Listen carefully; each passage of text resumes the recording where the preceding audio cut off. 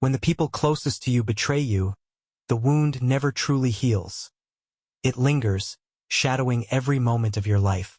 The early morning sunlight filtered through the curtains of our suburban home, casting a warm glow across the kitchen.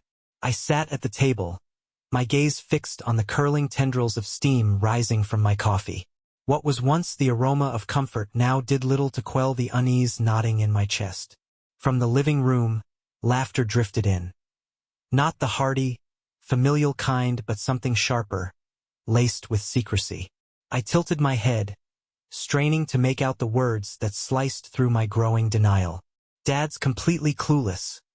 Freddie's voice echoed, dripping with disdain. A laugh followed, a sound more mocking than jovial. Carmen's voice came next, cutting and precise. "Exactly. That's why this will work. He won't suspect a thing." The cup in my hand quivered slightly, forcing me to set it down on the table with deliberate precision. My movements were rigid, an attempt to appear composed, as though normalcy could somehow stave off the storm building within me. My heart thundered in my chest as their voices grew faint, but the damage was done.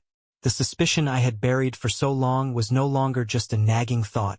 It had solidified into a grim certainty. For months, the signs had been there, each one more unsettling than the last. Carmen's extended hours at the office, justified by endless deadlines, had begun to feel less like dedication and more like evasion. Her demeanor had shifted too.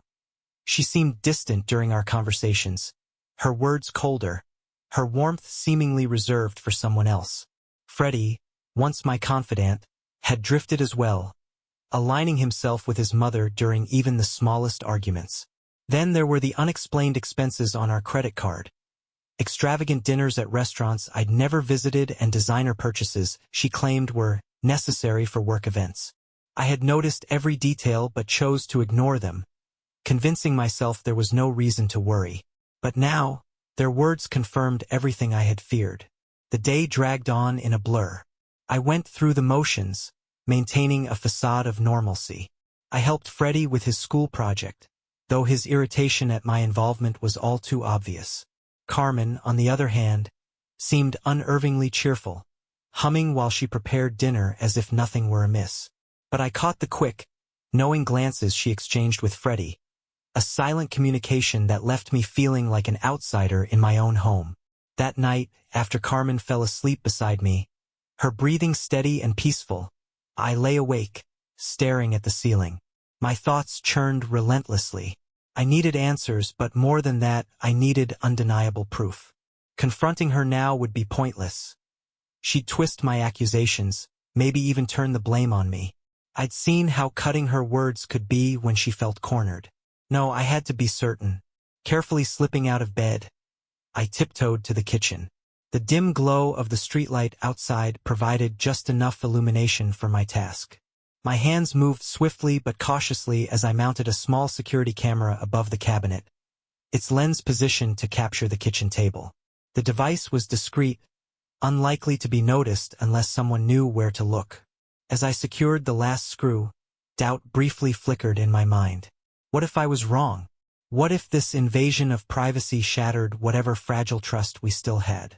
But the memory of their earlier conversation extinguished my hesitation. I had to uncover the truth. I tested the camera using my phone, ensuring the live feed was seamless. Satisfied, I returned to the bedroom. As I climbed back into bed, Carmen stirred slightly, murmuring something incomprehensible before turning away. I stared at her for a long moment. This woman I had loved for more than 20 years. How had we reached this point? When had I become so insignificant to her that she could conspire against me with our own child? The next morning, I wore my mask of normalcy once more. Over breakfast, Carmen chatted about her schedule for the day, her voice light and casual. "Terry is hosting a late meeting tonight," she said, mentioning her boss with a breeziness that only deepened my resolve. "I might be late tonight. Don't wait up, okay?" Carmen said casually as she sipped her coffee. "Sure," I replied evenly, careful to keep my tone steady. Across the table, Freddie barely glanced up from his phone, mechanically shoveling cereal into his mouth with an air of indifference. "How's school?" I asked, attempting to bridge the ever-widening gap between us. "Fine," he muttered without breaking eye contact with his screen.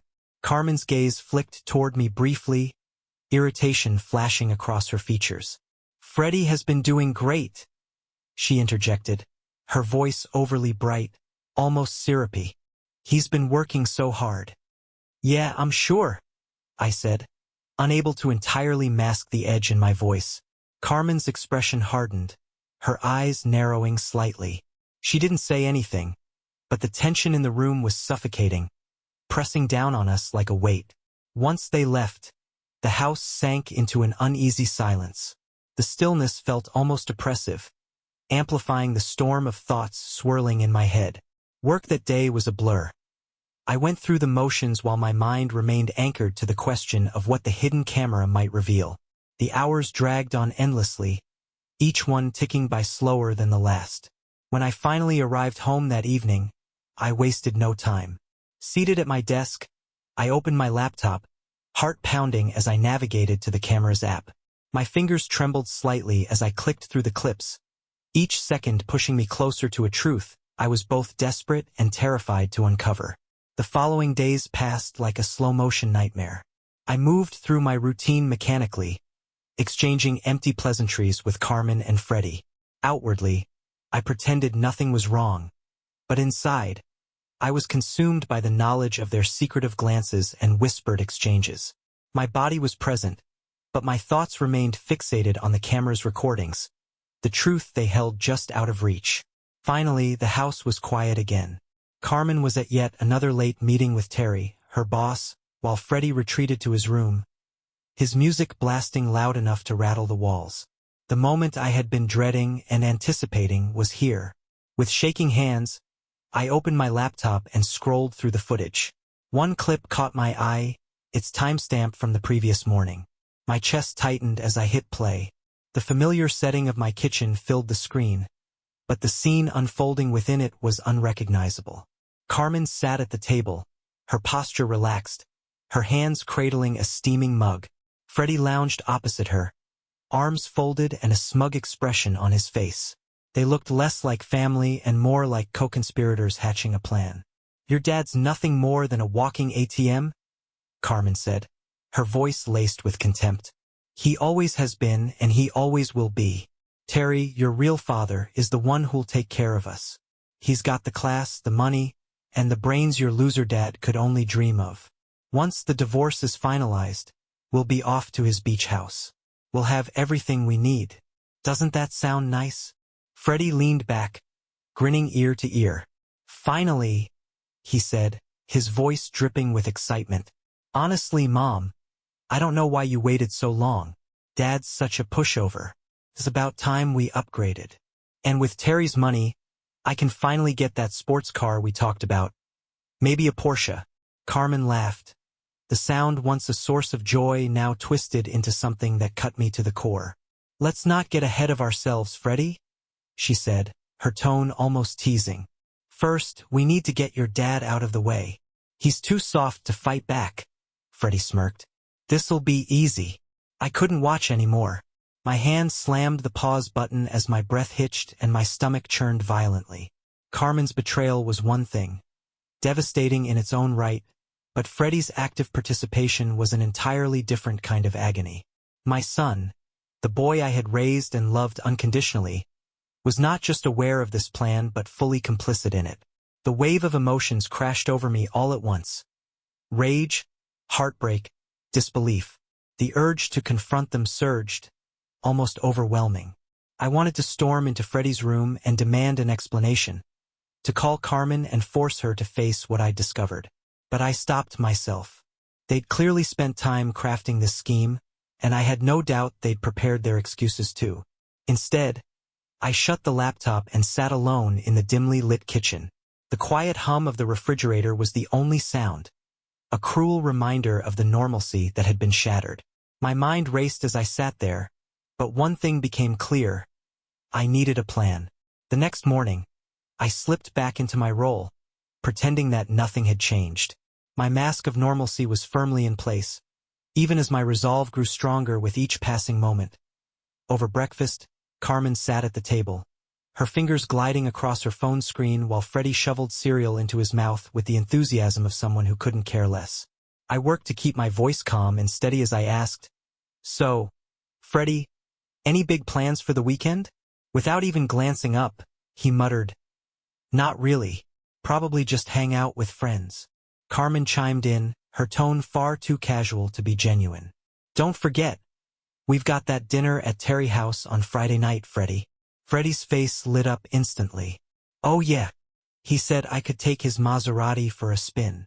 The sheer boldness of their openness made me almost choke on my toast.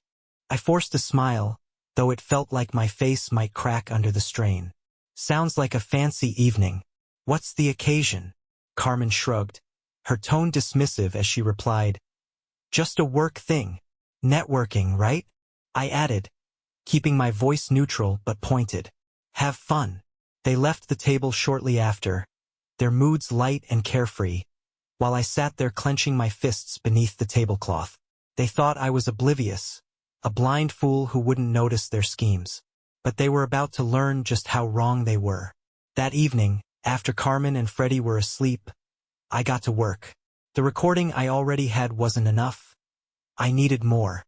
Over the next few days, I meticulously combed through our shared accounts, uncovering a trail of evidence that left no doubt. Lavish dinners, extravagant jewelry, and even a weekend stay at a high-end resort, all charged to our joint credit card. Each transaction painted a clear picture. Carmen and Terry were far more than colleagues. They were deeply entangled. And Freddie's admiration for Terry? It wasn't just about the money. He saw him as my replacement. The next confrontation came when I least expected it. One evening, as I sat in the kitchen reviewing more footage, Freddie walked in. He froze for a moment when he saw me at the laptop, his expression unreadable. "What are you doing?" he asked, his tone edged with caution. Closing the laptop deliberately, I met his gaze. "Just catching up on some things." "Why?" He hesitated, then shrugged. "No reason. You've just been acting kind of weird lately." I stood slowly, pushing the chair back with an audible scrape. "Weird how?" He shifted on his feet, clearly uncomfortable. "I don't know. Like you're watching us or something." Taking a step closer, I locked eyes with him, forcing him to meet my gaze. "Should I be, Freddie? Is there something I should know?" His eyes darted away as he mumbled, "No, forget it." "Good," I said, my voice icy. "Because if there's something you're hiding, I'll find out." Freddie left the kitchen in silence, but the tension hung in the air long after he was gone. He knew something was off, and that was fine by me. Let him squirm. Friday night arrived, and Carmen and Freddie prepared to leave for their dinner at Terry Mansion. I stood by the window watching as they climbed into her car, laughing at some shared joke. The sight was almost surreal. The two people I had loved most in the world driving off together to celebrate my replacement. As their car disappeared down the street, I turned back to my laptop. The evidence I had was damning, but it still wasn't enough. I needed to confront Terry directly. If Carmen and Freddie were comfortable enough to mock me openly, I wanted to see how Terry would react when face to face with the man he'd betrayed. Grabbing my phone, I dialed a number I'd memorized from Carmen's recent call logs. The line rang twice before a smooth, confident voice answered. "Hello, Terry," I said, keeping my tone calm but firm. "This is Carmen's husband." There was a pause, followed by a faint chuckle. "Well, this is unexpected. What can I do for you?" "We need to talk," I said bluntly. "In person?" "I'm not sure that's a great idea," he replied, his voice now tinged with caution. "Oh, I think it's an excellent idea," I said, allowing a sliver of my anger to seep through. "Unless, of course, you'd prefer I take this to your board of directors." There was another pause, this one longer. Then his voice returned, cooler now. "Fine. Tomorrow. My office. Noon." I hung up without another word. The wheels were in motion, and now it was just a matter of waiting for the trap to spring. A month later, Carmen made her move. A thick envelope arrived at my doorstep, delivered by a courier. Inside were the divorce papers, a stack of demands so extensive it felt like a calculated insult. She wanted the house, alimony, and a significant chunk of my business assets. In short, she wanted to leave me with nothing. That evening, we sat across from each other at the dining table. Carmen was poised, her expression calm, as if this was just another routine conversation. Meanwhile, I struggled to contain my growing anger. Holding up the divorce papers, I said, "This is absurd. You expect me to just hand over everything I've spent my life building?" She gave a casual shrug, swirling the wine in her glass before taking a sip. "You're not seriously going to fight this, are you? It'll just make things messy. Freddie and I deserve a fresh start." A fresh start. My voice edged higher despite my efforts to stay composed. "With my money? My house?" Carmen leaned back in her chair, her gaze turning frosty. "Don't be so dramatic, Owen. This is business. Besides, Terry has better lawyers than you could ever dream of affording." I wanted to fire back, to say something that would rattle her confidence, but I held my tongue. Instead, I nodded slowly, my mind already piecing together a strategy. "We'll see about that." When we finally faced each other in court, the atmosphere was tense, like the calm before a storm. Carmen arrived impeccably dressed in a tailored suit, accompanied by her lawyer, a slick professional named Rick. Freddie sat beside her, his face unreadable, though he avoided looking my way. He wasn't just a bystander in this, they planned to use him as their star witness, the one who would frame me as the villain of our story. The betrayal hit its peak when Freddie took the stand. As he began his testimony, a pang of hurt deeper than anger settled in my chest. My own son, the child I had raised and loved, stood there spinning lies about me. "Dad never supported me," Freddie said, his voice steady but glancing at Carmen for reassurance. "He was always more interested in his work. Mom's the one who's always been there for me." The opposing lawyer leaned in, seizing the moment. "So, would you say your father was emotionally and physically absent from your life?" "Yeah," Freddie replied confidently. "He'd rather stay late at the office than spend time with his family." Under the table, I clenched my fists, resisting the urge to react. This was all part of their narrative, a calculated play to paint me as the neglectful father. But I had prepared for this moment. When my turn to testify arrived, I took a deep breath and approached the stand. My lawyer, Carol, had drilled me on every point, and I knew exactly how to handle this. "Mr. Babcock," Carol began, her voice calm and measured, "you've heard the accusations against you. How do you respond?" I glanced first at Freddie, then at Carmen, before addressing the courtroom. "I've worked hard my entire life to provide for my family," I said, my voice steady but laced with emotion. "Every late night, every deal I closed, it was all for them. To hear my son claim I was absent, it's devastating. But it's not the truth." Carol nodded, her expression encouraging. "Let's talk about the financial aspect of this case. Can you explain why you've contested the division of assets?" I paused for a moment, letting the tension in the room build. "This isn't just about money. It's about betrayal," I said firmly, turning to look directly at Carmen. "I have evidence that Carmen has been unfaithful, and that my son has been complicit in a plan to take everything from me." The room erupted into murmurs. Carmen's lawyer immediately jumped to his feet, objecting, but the judge allowed me to continue. "I have recordings," I said, my voice unwavering. "Recordings of Carmen and Freddie discussing their plans. I also have proof of Carmen's relationship with her boss, Terry." For the first time, Carmen's composure cracked.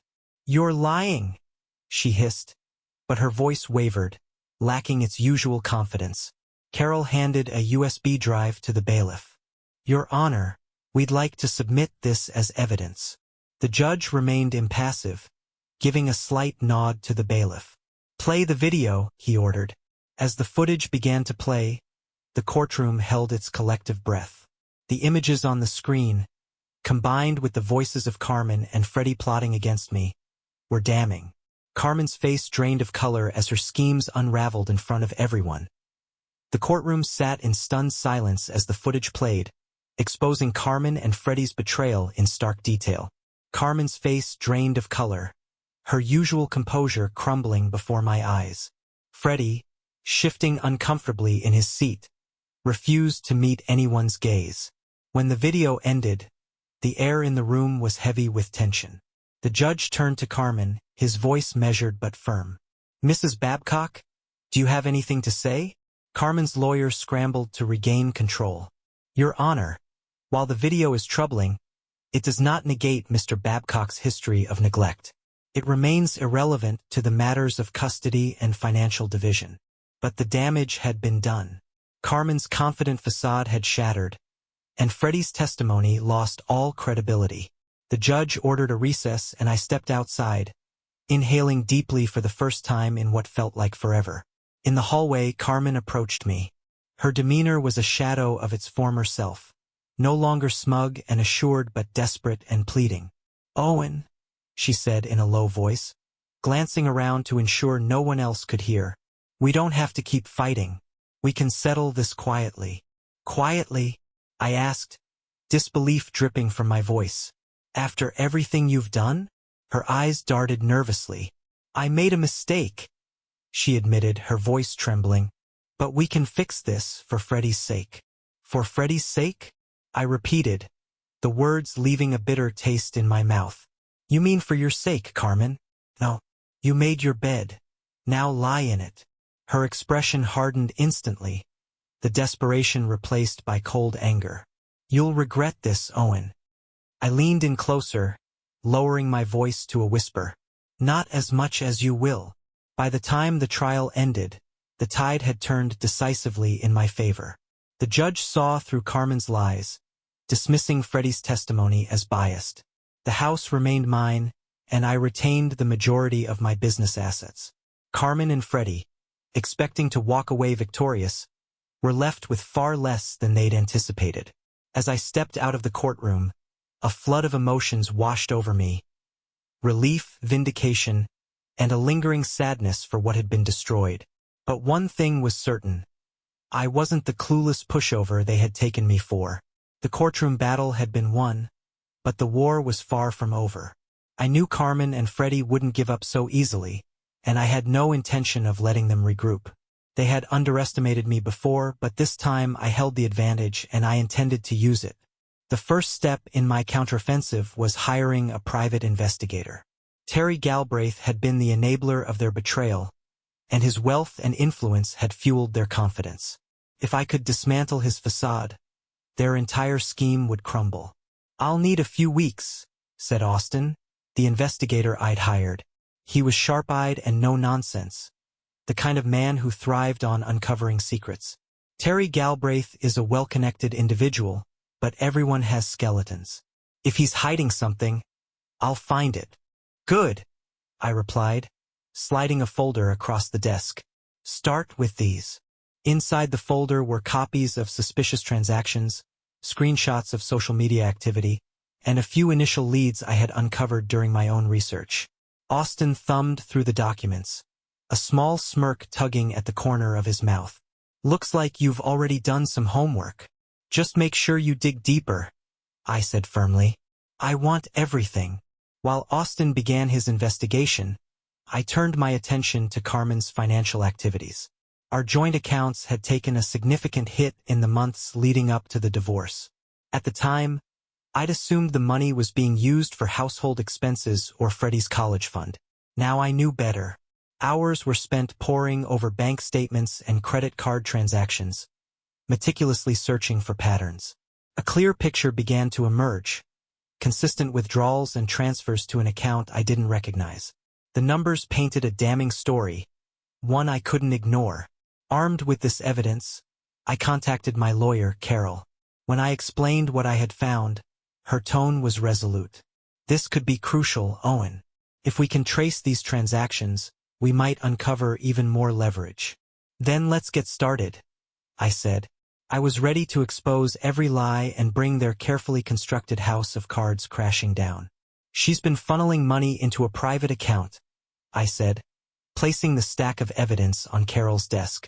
Her brow furrowed as she flipped through the documents, each page adding to her growing concern. This could be grounds for a fraud claim, she said, her tone thoughtful but firm.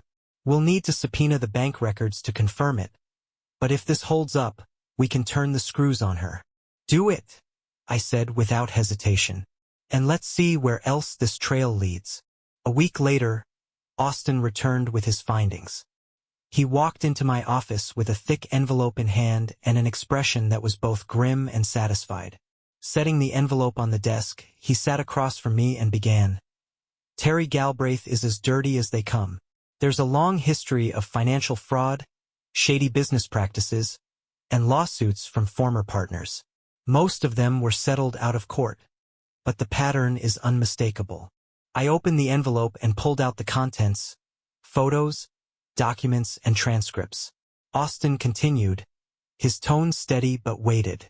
He's been using company funds for personal luxuries, vacations, extravagant gifts, even renovations on his beach house. If this comes to light, it'll ruin him. I studied the evidence, a plan already forming in my mind. What about Carmen? I asked. Is she in the loop? Austin hesitated. Hard to say for sure, but considering how intertwined they are financially, it's likely she's benefiting from his schemes. Perfect, I said, leaning back in my chair. Let's make sure they feel the heat. That evening, I decided to test the waters with Carmen. Over dinner, I brought up Terry casually, watching her reaction closely. I heard something interesting about Terry today, I said, slicing into my steak. Carmen glanced up, her expression carefully composed. Oh, what about? Just some rumors about his business practices, I said, keeping my tone light. Apparently, things aren't as clean as they seem. She hesitated for a split second before forcing a laugh. People love to gossip about successful men. It's just jealousy. Maybe, I replied, meeting her gaze. But sometimes where there's smoke, there's fire. Her fork slipped, clattering against her plate. She quickly excused herself, retreating to the kitchen. I watched her go, a flicker of satisfaction running through me. My words had hit their mark. The next day, Carol called with an update. We've subpoenaed the bank records, she said. And it's worse than we thought. Carmen's account isn't just a siphon. She's been using it to fund luxury trips and expensive gifts, most likely for Terry. Good, I said, my resolve hardening. Add it to the case. And make sure Terry's name is prominent in every filing. Carol chuckled lightly. You're really enjoying this, aren't you? You have no idea, I replied, a smirk tugging at my lips. My next move was to strike at Terry directly. Using anonymous tips, I leaked key pieces of information to his competitors. The details of his fraudulent activities spread quickly, igniting a firestorm within his industry. News outlets began publishing articles questioning his integrity and calling for investigations. It wasn't long before the whispers turned into a roar. At home, the tension was palpable. Carmen and Freddie, oblivious to my role in their unraveling, seemed increasingly uneasy. One evening, Carmen's concerns spilled into conversation. Terry has been under a lot of stress lately, she said, her tone edged with worry. It's affecting his work. I'm sure he'll manage, I said, barely masking my satisfaction. Freddie, ever the eager supporter of Terry, chimed in. He's got the resources to handle anything. People just want to bring him down because he's successful. Let's hope so, I replied smoothly, my voice calm but loaded with irony. For your sake. Neither of them caught the double meaning, but I savored the irony. The empire they had hitched their futures to was collapsing, and they had no idea. A week later, the final piece of the puzzle fell into place. Austin returned with more damning evidence. A series of emails between Terry and Carmen. The correspondence didn't just confirm their relationship. It revealed their plans to siphon even more of my assets after the divorce. The arrogance and entitlement in their words were staggering. The emails were the final nail in the coffin, and I knew exactly how to use them. I forwarded the incriminating emails to Carol without delay. This is it, I said firmly. The nail in the coffin. Make sure the judge sees them. Consider it done, she replied, her voice brimming with confidence. They've dug their own graves. As I ended the call, a wave of satisfaction swept over me. Carmen, Freddie, and Terry had underestimated me at every turn. They'd thought I was blind to their schemes, but now they were about to face the full weight of their actions. The game wasn't over, not by a long shot. It was only beginning. The tension in the courtroom was palpable as the judge entered. I sat at the plaintiff's table, Carol steady and composed at my side. Across the room, Carmen sat beside her attorney, Rick, with Freddie and Terry flanking her. The smug confidence they'd worn earlier in the proceedings had all but vanished, replaced by visible unease. The judge called the courtroom to order, and Carol rose to address him. Your Honor, we have evidence that fundamentally changes the scope of this case, she began. Rick scoffed, leaning back in his chair. Another baseless accusation, I presume? Carol ignored him, handing a thick file to the bailiff. Contained in this file, she continued, are financial records, communications, and documentation of fraudulent activities involving Terry Galbraith and Carmen Babcock. The judge adjusted his glasses and began flipping through the file. His gaze sharpened as he skimmed the pages. Mr. Galbraith, he said, glancing at Terry. This is serious. Terry's jaw tightened. Your Honor, The judge raised a hand, cutting him off. You'll have your turn to speak. For now, the plaintiff's attorney will present her findings. Carol wasted no time, projecting the first exhibit onto the courtroom screen. A series of damning emails between Terry and Carmen appeared, detailing their financial schemes. Carmen's audible gasp echoed in the silent room, while Terry's face turned a deep, furious red. As these communications show, Carol said, her voice crisp and unyielding, the defendants conspired not only to defraud my client but also engaged in illegal activity. Mr. Galbraith funneled company funds into personal accounts to sustain the extravagant lifestyle Mrs. Babcock aimed to maintain after their divorce. Rick shot to his feet. Objection. Your Honor, this evidence is irrelevant to the divorce proceedings. The judge raised a hand. Overruled. This speaks directly to the credibility of the defendants. Carol continued, displaying financial statements that revealed Carmen's secret account and the expensive purchases made using my money. I leaned back, watching Carmen's discomfort grow with each piece of evidence. Freddie sat hunched over, staring at the table, the cockiness he'd once exuded nowhere to be found. Finally, Carol played the video footage I had captured weeks earlier.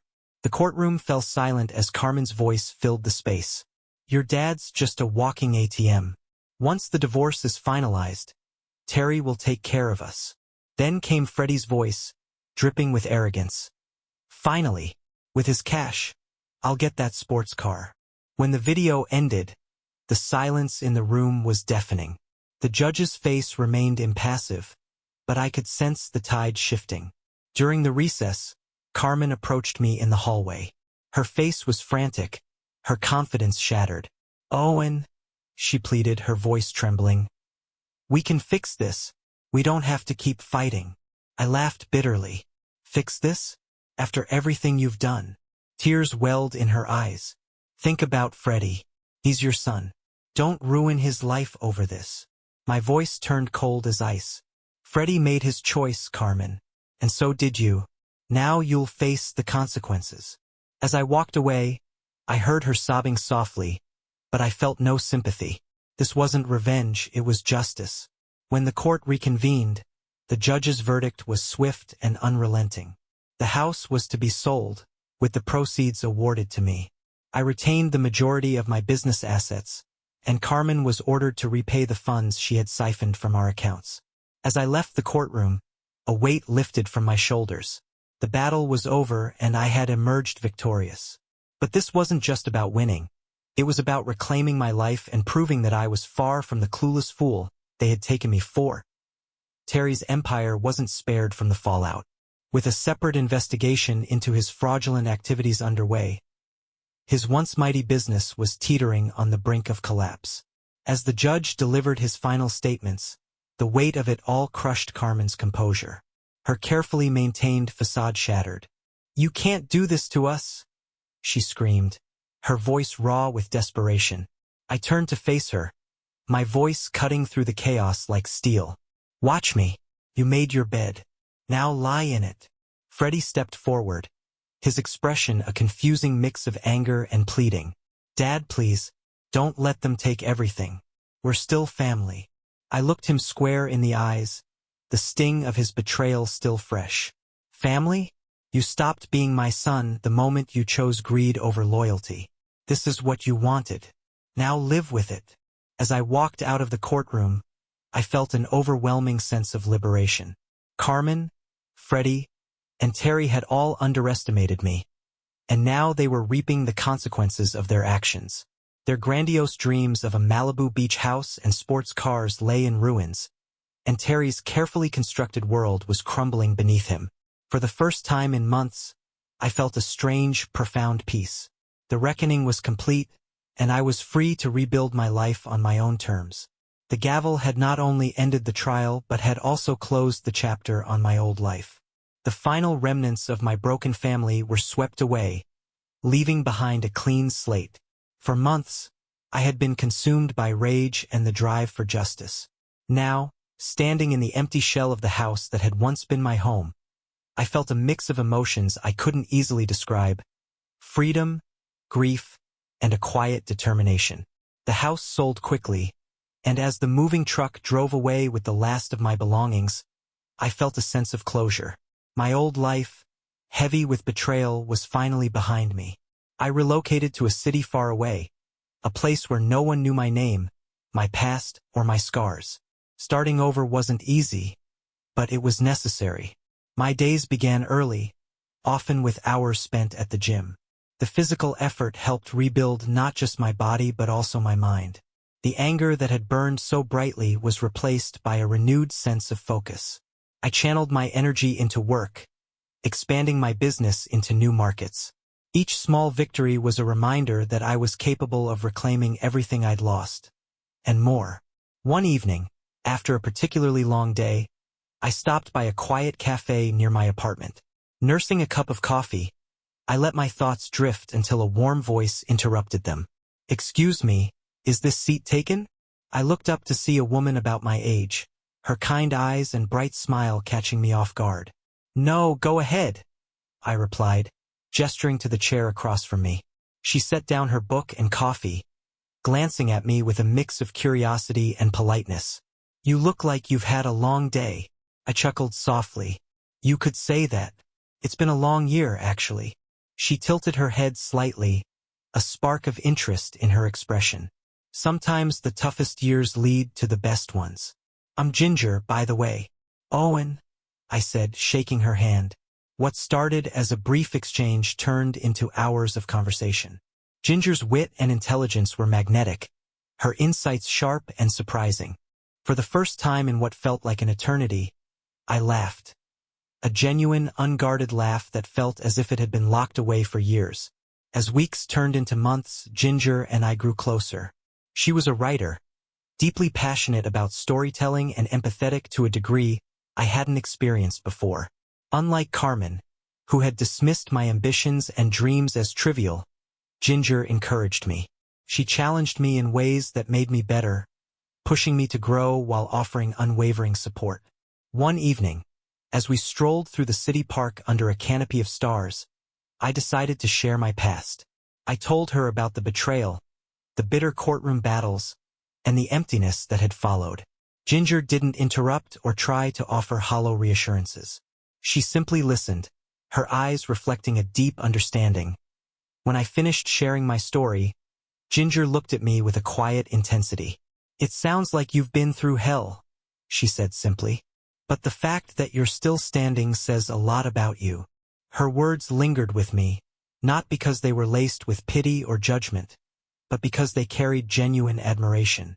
For the first time in years, I felt seen not as a victim but as someone who had overcome. As time passed, my business flourished in ways I hadn't anticipated. The lessons I'd learned from my battles with Carmen and Terry had reshaped how I approached challenges. I made smarter investments, forged stronger partnerships, and expanded my reach. Success didn't feel hollow anymore. It felt earned, a testament to resilience and hard work. One afternoon, as I reviewed quarterly reports in my office, my phone buzzed with a message from Ginger. "Dinner at my place tonight? I've got a surprise." That evening, I arrived at her apartment to find the table set with candles and a home-cooked meal. Ginger greeted me with her usual warm smile, her excitement infectious. As we ate, she slid an envelope across the table. "What's this?" I asked, raising an eyebrow. "Open it and see," she said, her grin widening. Inside was a plane ticket. She beamed as she explained, "It's for next weekend. You've been working so hard, and I thought you could use a getaway." And, well, I might have booked one for myself too. For a moment I was speechless. No one had ever done something like this for me before. "Ginger, I don't even know what to say." "Say yes," she replied, her eyes sparkling with anticipation. The trip turned out to be a defining moment. On a quiet beach under a canopy of stars, we shared stories, dreams, and hopes for the future. For the first time in years, I allowed myself to believe in the possibility of a new beginning. When we returned, I asked Ginger to move in with me. It was a big step, but it felt undeniably right. Ginger brought balance and joy into my life, filling the emptiness left behind by Carmen and Freddie's betrayal. Her presence was a balm to wounds I hadn't realized were still healing. Years passed, and my life transformed in ways I could never have imagined. Ginger and I married in a small ceremony, surrounded by close friends and the family we had built together. Our home became filled with laughter, love, and eventually 2 beautiful children who became the center of our world. Every now and then, whispers of Carmen and Freddie's struggles would find their way to me. Terry, their so-called savior, had been convicted of fraud. His assets were frozen, his empire dismantled, and his reputation permanently tarnished. Carmen's vision of a luxurious, carefree life had crumbled into dust. She and Freddie were left destitute, with no home, no money, and no one to lean on. Carmen tried to find work, but her association with Terry and the courtroom drama had left her reputation in tatters. Freddie, once so full of bravado and entitlement, dropped out of college and drifted aimlessly. Their bitterness was palpable, especially when they caught glimpses of my new life, thriving, happy, and unbothered by their misfortunes. I didn't gloat or seek further revenge. Their suffering was their own doing, the natural consequence of their choices. My focus remained on the life I had rebuilt. It was a life full of purpose, love, and the second chances I had been fortunate to embrace. Looking back, I realized that losing Carmen and Freddie wasn't the tragic end I had once feared. It was the beginning of something far greater. The pain they caused had forced me to grow, to rebuild from the ground up, and to discover a life richer than anything I had known before.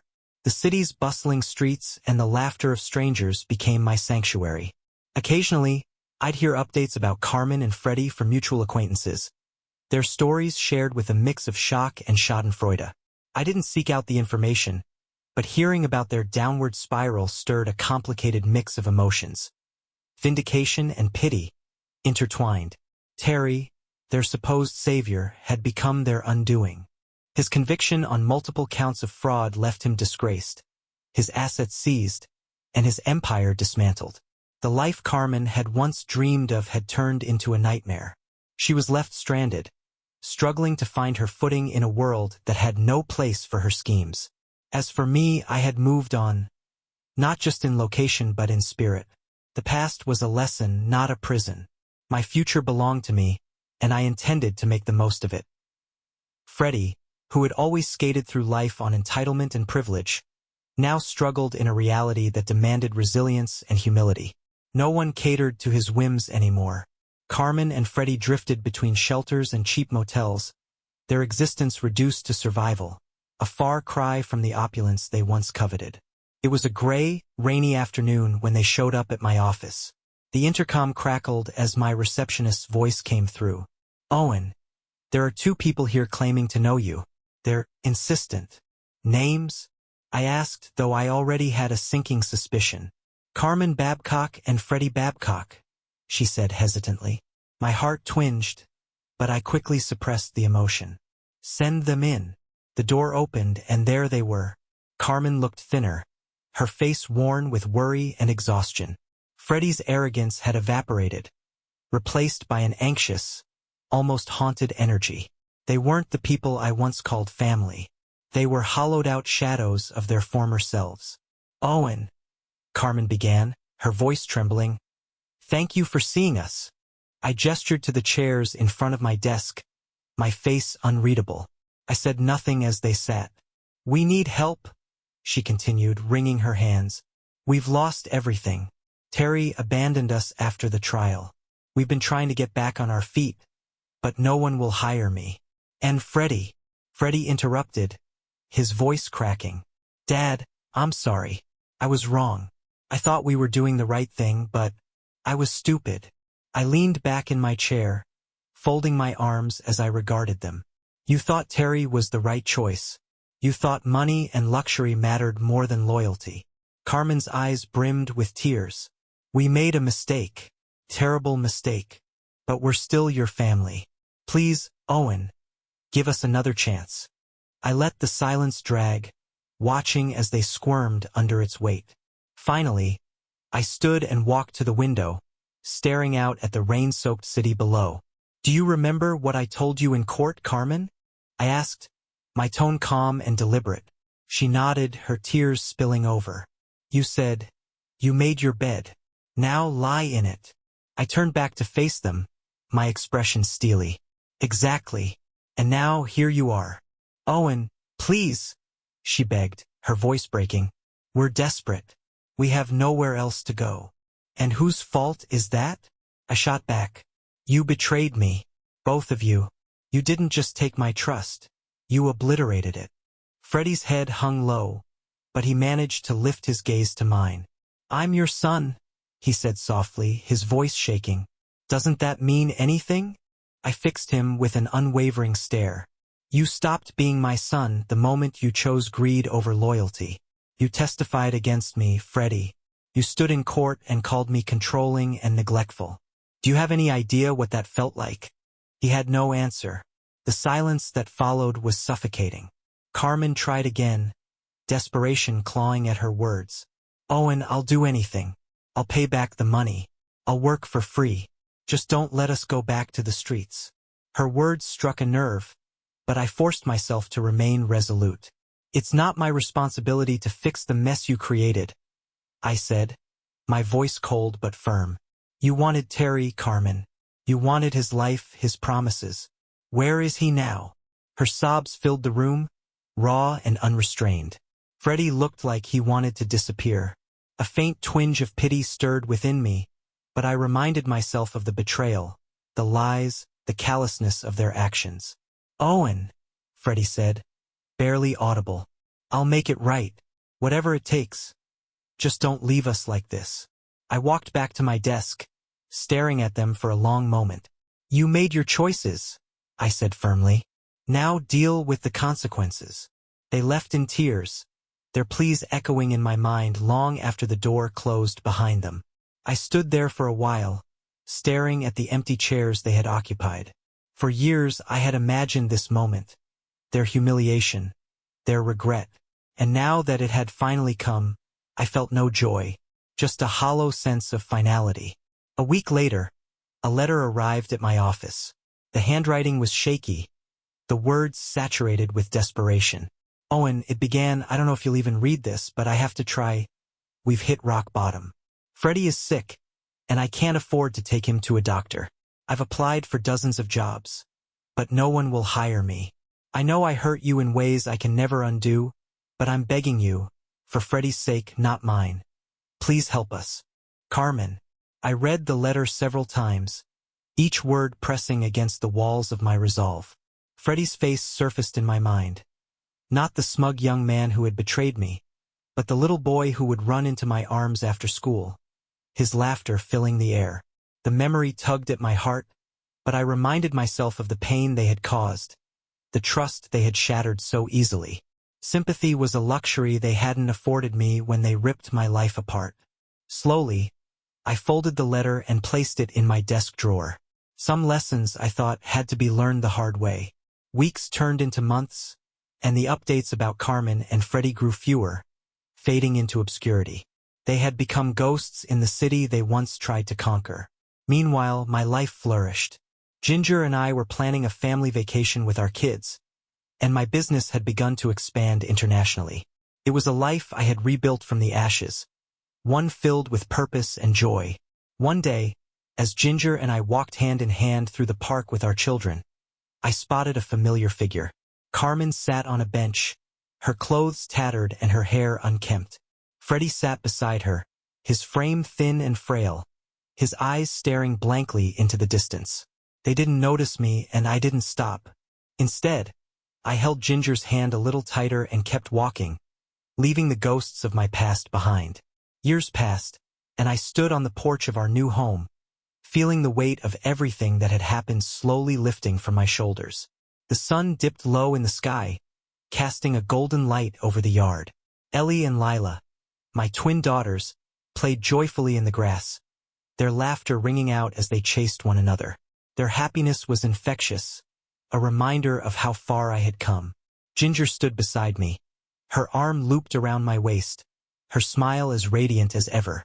She didn't say anything, but her gaze told me all I needed to know.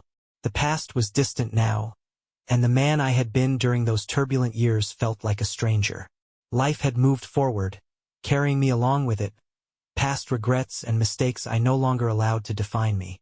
From the corner of my eye, I noticed movement at the edge of the yard. My breath caught as I recognized the figures. Carmen stood there, her gaze fixed on me, her eyes filled with something I couldn't quite decipher. Regret, longing, or maybe just weariness. Beside her, Freddie lingered, arms crossed, his posture rigid as if bracing himself. Yet his eyes locked onto Ginger and me, his expression unreadable. I felt the weight of their stares, a silent reminder of everything we had shared and lost. My voice, barely audible, broke the quiet. They thought they could break me. Ginger glanced at me, her hand gently squeezing mine. "Are you okay?" she asked, her voice soft and laced with care. I nodded, swallowing the lump in my throat. "I'm more than okay," I said, managing a small smile. "I'm stronger than ever." The words felt true, not just a declaration but a promise I had made to myself long ago. A promise I had finally kept. Ginger's hand tightened around mine as her gaze followed mine to Carmen and Freddie. They remained motionless, just watching, their presence heavy yet strangely unintrusive. It felt as though the past had been settled. There was nothing left to prove. They had their lives and I had mine. We didn't need to rehash what was already written in history. Ellie's laughter snapped me out of my thoughts. She and Lila tumbled into the porch, giggling and breathless, their cheeks flushed with joy. Ginger knelt to scoop them into her arms, and I felt a wave of gratitude wash over me. The life I had rebuilt wasn't perfect, but it was mine. A life filled with love, resilience, and second chances. As Carmen and Freddie faded into the distance, I turned my attention back to my family, letting the weight of the past fall away. It was time to live in the present. Lila had managed to tag Ellie, and now the two of them were rolling around in the grass, giggling uncontrollably. Their laughter filled the yard, a melody of pure, unfiltered joy. I couldn't help but smile, letting the warmth of their happiness wash over me. Ginger shifted beside me, her gaze lingering on the girls. "You're a good father," she said softly. I shrugged, pretending I didn't know what she meant. "They're good kids," I replied. "I just try to keep up." "They're lucky to have you," Ginger said, her voice carrying a sincerity I hadn't heard in years. I turned to her, meeting her gaze. Her belief in me had always been unshakable, even when mine faltered. Standing beside her now, I realized how much she had helped me heal. Ginger wasn't just a part of my new life. She had been instrumental in rebuilding it. Movement at the edge of the yard caught my attention. Carmen was walking toward us, her steps slow and deliberate, her face unreadable. She stopped a few feet away, her lips pressed together in a thin line. "I see you've moved on," Carmen said, her voice thick with an emotion I couldn't quite place. Her gaze flickered briefly to the girls, then back to me. Ginger stepped closer, her hand resting protectively on my arm. I felt the tension radiating from Carmen, the way she seemed to struggle with everything that had transpired. I replied simply, my voice steady. Carmen's eyes shifted to Ginger, narrowing slightly. "I guess I shouldn't be surprised. You always did have a way of bouncing back." "I had to," I said, the bitterness of the past giving way to a quiet understanding. "I didn't have a choice."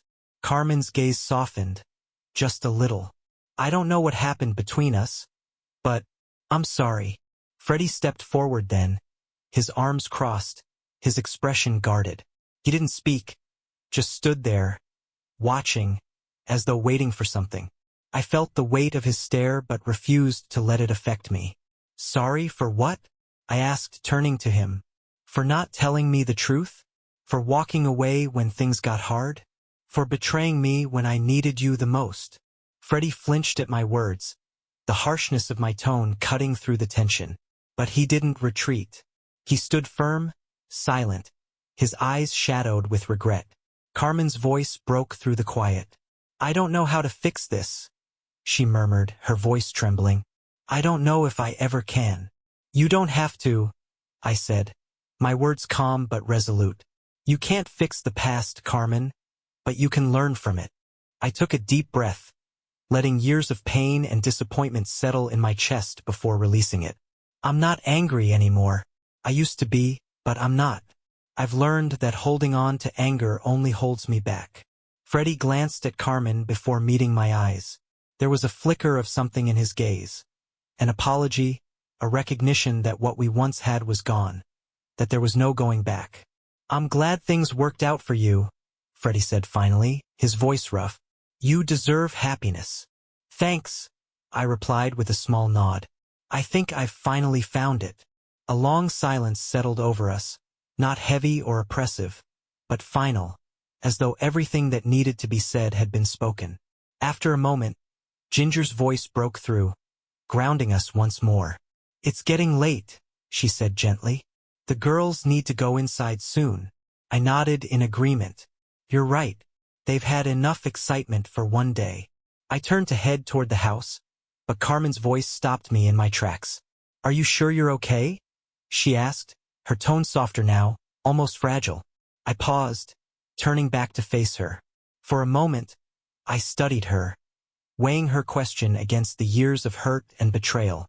The memories felt distant now, like echoes of a storm that had long since passed.